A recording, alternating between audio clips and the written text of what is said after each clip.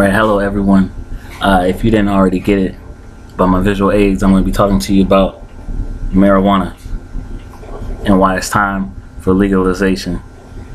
I gotta make it clear that my persuasive appeal is being made on the basis that marijuana sales should only be made for people over the age of 21. If you haven't guessed it yet, I'm speaking about the regulation and sale of marijuana to adults. Marijuana was once legal in the United States with very little problem surrounding the drug. It is safe to say that marijuana poses no real threat to society in comparison to any other drug, whether it's legal or not.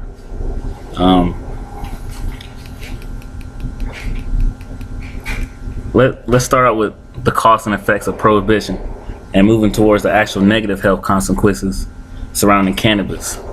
I will take you through a broad educational appeal to open your eyes for the need to legalize marijuana. Let us begin. Despite a popular trend to think people aren't arrested for marijuana charges, they are, and it comes with a price. The costs of prohibition are extremely significant, just as alcohol prohibition was. In the 20s, alcohol prohibition rendered prominent gangsters such as Al Capone. Today's prohibition is no different, fueling both criminal and terrorist organizations such as Al Qaeda.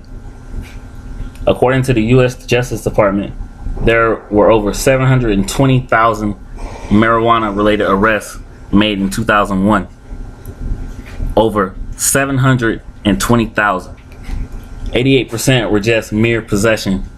This is more than all violent crimes combined. So people are getting arrested more for marijuana than they are for violent crimes. Incarceration charges for 1 year average around $25,000. This constitutes a huge price tag. In fact, according to figures from the U.S. National Drug Control Strategy and FBI related arrest figures, the total price tag is estimated to be around $12 billion annually. Despite what our elected officials wish us to believe, marijuana prohibition does not make us safe. A marijuana arrest can take nearly 3 to 4 hours, according to the co-founder and former president of Nevada Conference of Police and Sheriffs.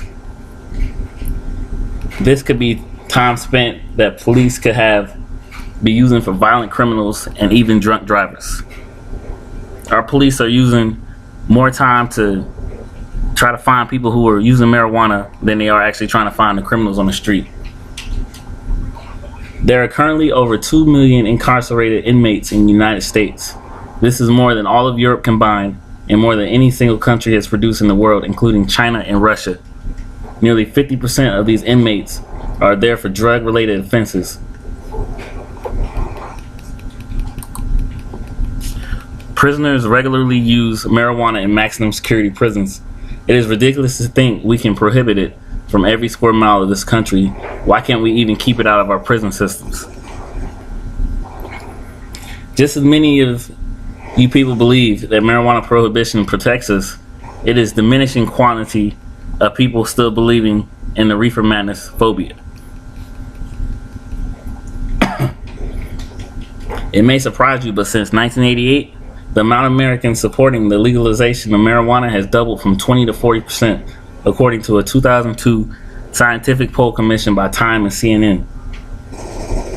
What that basically means is more people are actually wanting legalization instead of having it prohibited like back in the 20s.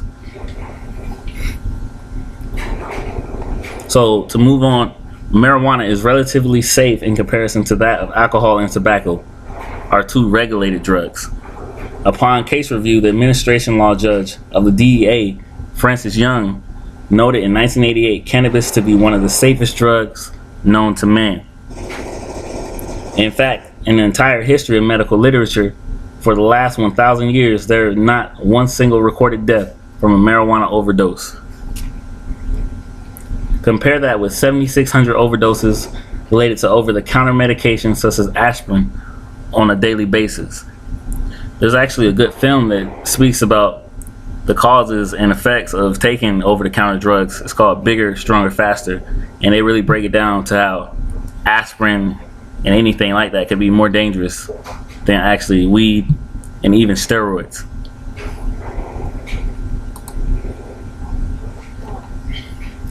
Although brain damage is certainly mentioned more often than not, it is also overemphasized in every aspect. For example, a recent publication in the Journal of the International Neuropsychological Society reviewed 15 previous studies of marijuana's long-term effects. Surprisingly, researchers found very little long-term impairment for smokers compared to non-smokers based on all of this research combined. Cancer resulting from marijuana smokers is also in question. For instance, a prominent American researcher has been featured in the media as stated in the last 30 to 40 years of the marijuana epidemic. We still have not seen any evidence of cancer resulting from the inhalation